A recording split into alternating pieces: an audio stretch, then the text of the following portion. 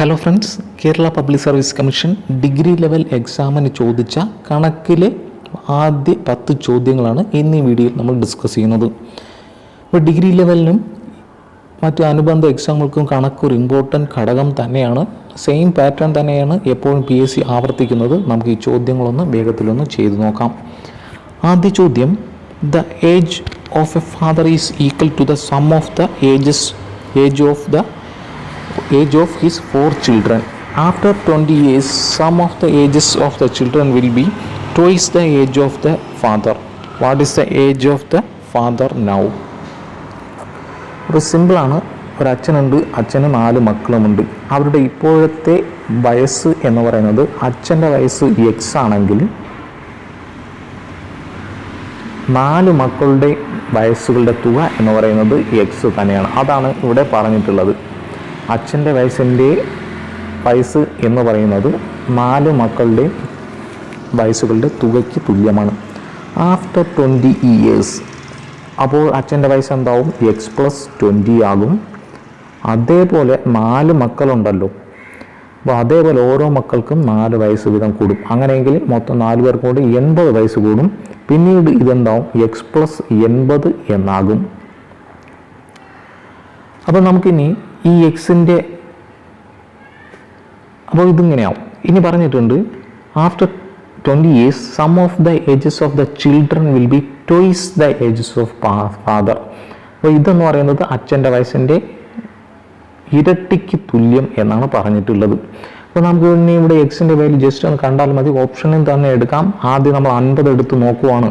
അപ്പോൾ 50 നോക്കുവാണെങ്കിൽ 50 + 20 70 70 × 2 140. എന്നാൽ X+80 + 50 കൂട്ടുമ്പോൾ എത്ര കിട്ടും? 130 കിട്ടുന്നുള്ളൂ. അപ്പോൾ 50 അല്ല. ഓപ്ഷൻ ബി എടുക്കാം. 40 + 20 60 60 × 2 120 ആണ്. ഇവിടെയും നമുക്കെടുക്കാം 80 + 40 120. അപ്പോൾ ഓപ്ഷൻ ബി ആണ് ആൻസർ. അപ്പോൾ ഓപ്ഷനിൽ തന്നെ ആൻസർ എത്തിച്ചേരാം. രണ്ടാമത്തെ ചോദ്യം, the length of a rectangle is decreased by 50%. What percentage of the width have it to increased so as the maintain the same area. ഇപ്പോൾ ഒരു റെക്ടാങ്കിൾ ഉണ്ട്, അതിൻ്റെ നീളം 2 എടുക്കുന്നു, വീതി 1 എടുക്കുന്നു. ഇനി പറഞ്ഞിട്ടുണ്ട് ഇതിൻ്റെ ലെങ്ത് എന്ന 2 എന്ന് പറയുന്നത് 50% കുറയുന്നു, അതായത് 1 ആകുന്നു. അപ്പോൾ ആദ്യം ഇതിൻ്റെ ഏരിയ എന്താണ്? 1 × 2 2 ആണ്. പിന്നെ പറഞ്ഞു ഇതിൻ്റെ ലെങ്ത് 2 എന്ന് പറയുന്നത് 50% കുറഞ്ഞു, 2ൻ്റെ പകുതി 1. അപ്പോൾ ഇപ്പോൾ 1 ആയി. അങ്ങനെയെങ്കിൽ അതിൻ്റെ ഏരിയ നിലനിർത്തിക്കൊണ്ട് അതിൻ്റെ വീതിക്ക് എത്രമാത്രം ചേഞ്ച് ഉണ്ടാവും എന്നാണ് ചോദ്യം. അപ്പോൾ ആദ്യത്തെ ഏരിയ 2 ആണ്.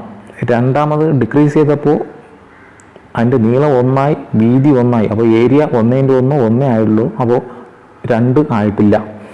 അപ്പോൾ നമുക്കിവിടെ ഇതിൻ്റെ നീളത്തിന് +1 കൂടെ 1 ഇട്ടു എന്ന് വിചാരിക്കുക. +1 കൂടെ കൊടുത്തു. അപ്പോൾ 2 ആയിട്ടുണ്ട്. ഇപ്പോൾ 1 × 2 2 ആയി. അപ്പോൾ ഇവിടെ 1-ന് പകരം വേറെ ഒരു 1-ൻ്റെ ഇരട്ടി കൂടെ വന്നു. അതായത് 100%-ൻ്റെ 100% കൂടെ വന്നു. അങ്ങനെയെങ്കിൽ 100% ഇരട്ടിക്കണം എന്നാണ് മീനിങ്. അങ്ങനെയെങ്കിൽ ഓപ്ഷൻ എ ആണ് ആൻസർ. അടുത്ത ചോദ്യം, the speed of A boat in still water is 50 km/h. It can go 30 km upstream and return downstream to the original point in 4 hours and 30 minutes.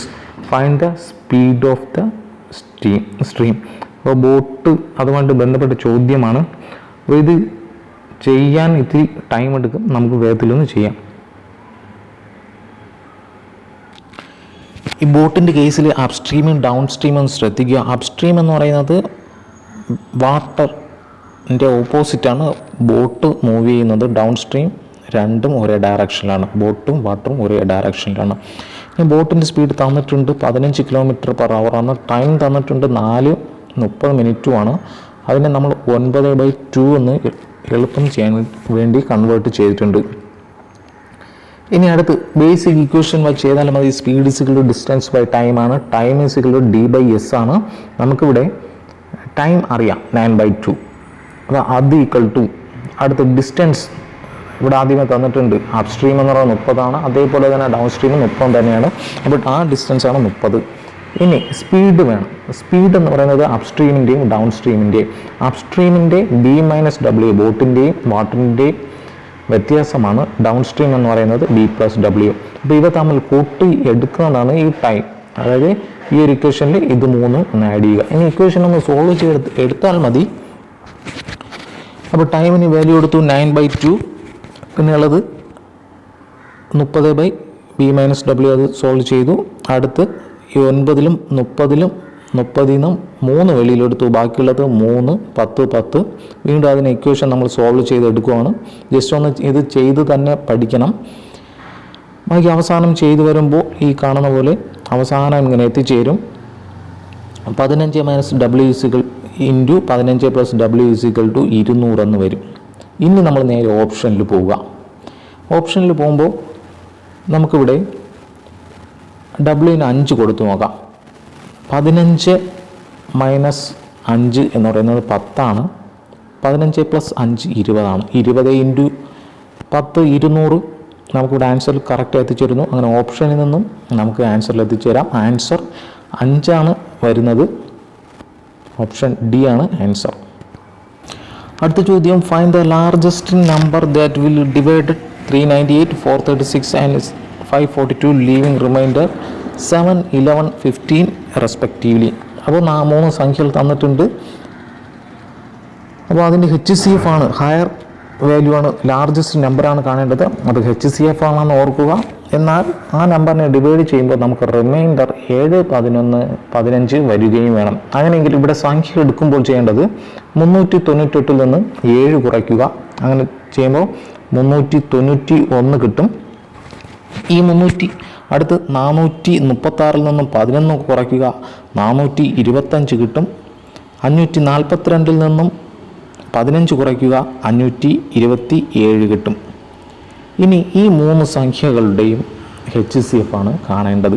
അപ്പോൾ ഒരു ഇത്തിരി വ്യത്യസ്തമായ നമ്പറാണ്. അപ്പോൾ ഇതിൻ്റെ HCF കണ്ടുപിടിക്കുമ്പോൾ നമുക്ക് 17 എന്ന് കിട്ടും. ഓപ്ഷൻ C ആണ് ആൻസർ. അടുത്ത ചോദ്യം, the angle between hour and minute hand of a clock when the time is 7:25. 7:25 ആകുമ്പോൾ സൂചികൾ തമ്മിലുള്ള കോണളവ് സാധാരണ PSC ചോദിക്കുന്ന ചോദ്യം. ഒരു സിമ്പിൾ മെത്തേഡ് ഓർക്കുക. സമയം അതുപോലെ എഴുതുക 7:25. മണിക്കൂർ അതുപോലെ താഴെ എഴുതി 25നെ 5 കൊണ്ട് ഭാഗിക്കുക. 5 ഒരു മെത്തേഡാണിത്. 5 കിട്ടി. ഇവ തമ്മിലുള്ള വ്യത്യാസം എടുക്കുക 2. അതിനെ 30 കൊണ്ട് ഗുണിച്ചു 60 കിട്ടി. ഇനി ഈ കിട്ടിയത് ഈ 60 കൂടി ഇവിടുത്തെ എഴുതിയ 2 സംഖ്യകൾ നോക്കുക, 7, 5. അതിൽ ഈ ലെഫ്റ്റ് സൈഡ് ആണല്ലോ വലുത്. ലെഫ്റ്റ് സൈഡ് വലുതാണെങ്കിൽ മിനിറ്റിൻ്റെ പകുതി ഇതിനോട് കൂട്ടുക, 12.5. അപ്പോൾ 60ഉം 12.5ഉം 72.5. ഓപ്ഷൻ C ആൻസർ കിട്ടും. അടുത്ത ചോദ്യം, Ram bought a computer with 50% discount on the labelled price and sold it with 10% profit on the labelled price. Approximately what was his percentage of profit on the price on he bought? അതോടെ പറഞ്ഞിട്ടുണ്ട് രാം ഒരു computer 15% ഡിസ്കൗണ്ടിൽ മേടിച്ചു. എന്നിട്ട് അത് 10% അതിൽ label ചെയ്ത എമൗണ്ടിന് 10% ലാഭത്തിലും വിറ്റു. അതായത് നമുക്ക് 100 രൂപയ്ക്കുള്ള കമ്പ്യൂട്ടർ അത് 15%-ത്തിനാണ് മേടിച്ചതെന്ന് ഓർക്കുക. അങ്ങനെയെങ്കിൽ 85 രൂപയ്ക്ക് മേടിച്ചു. അത് പിന്നീട് അദ്ദേഹം വിറ്റു 10% ലേബിൾഡ് പ്രൈസിനാണ്. ലാഭം 10% ലാഭത്തിൽ ലേബിൾഡ് പ്രൈസ്. അങ്ങനെയെങ്കിൽ 110 രൂപ, 100 രൂപയ്ക്കുള്ള സാധനമാണ് 110 രൂപയ്ക്കാണ് വിറ്റത്. അപ്പോൾ അവിടുത്തെ ലാഭം എന്ന് പറയുന്നത് മൊത്തം വിറ്റ് കിട്ടിയ തുക എന്ന് പറയുന്നത് 110. അപ്പോൾ നമുക്കിവിടെ ലാഭം അയാൾക്ക് എത്ര രൂപ കിട്ടി? 85 രൂപയ്ക്ക് മുടക്കിയത് 110 രൂപ കിട്ടി. അപ്പോൾ ലാഭം എന്ന് പറയുന്നത് 25 രൂപയാണ്. ഇനി ലാഭം കാണാൻ ലാഭം ബൈ മുടക്കിയ തുക 85 × 100 ചെയ്താൽ മതി, ക്രിയേറ്റ് ചെയ്തെടുത്താൽ മതി. നമുക്ക് ഓപ്ഷൻ A എന്ന് കിട്ടും. 29 എന്ന് ആൻസർ കിട്ടും. അടുത്ത ചോദ്യം, a large tank filled with a water is to be emptied by removing 1/5 of the water present in it every day. After how many days will there be close to 25% of the water left in the tank? ഒരു ടാങ്കിൽ മൊത്തം 100 litre വെള്ളമുണ്ട്. അതിൽ ഓരോ ദിവസം 5 വെള്ളമാണ് നഷ്ടപ്പെടുന്നത് എന്നാണ് ഇതിൽ പറയുന്നത്. അങ്ങനെയെങ്കിൽ 25% എത്താൻ എത്ര ദിവസം എടുക്കും എന്നാണ് ചോദ്യം. അപ്പോൾ ഇത് സിമ്പിളായിട്ടൊരു ലോജിക്ക് പോലെ അങ്ങ് ജസ്റ്റ് ഒന്ന് എടുത്താൽ മതി. അപ്പോൾ ആദ്യത്തെ ദിവസം 100 ലിറ്റർ വാട്ടർ ഉണ്ട്, അതിൻ്റെ 5 പോയി. 5 പോകുമ്പോൾ 5 എത്രയാണ്? 20 പോകുമ്പോൾ ബാക്കിയുള്ളത് 80. ബാക്കിയുള്ളത് ഈ 80 എന്ന് പറയുന്നത് 100-ൽ മൊത്തമുള്ള 100 100-ൽ 80 ഇപ്പോൾ ഉള്ളത്. നമുക്ക് ഇത് ഈ 80 എന്നത് 25 എത്തിക്കണം. അപ്പോൾ അടുത്ത് 80 ലിറ്റർ ഉണ്ട്, ഇനി അതിൻ്റെ 5 പോയി. 80-ൻ്റെ 5 പോകുമ്പോൾ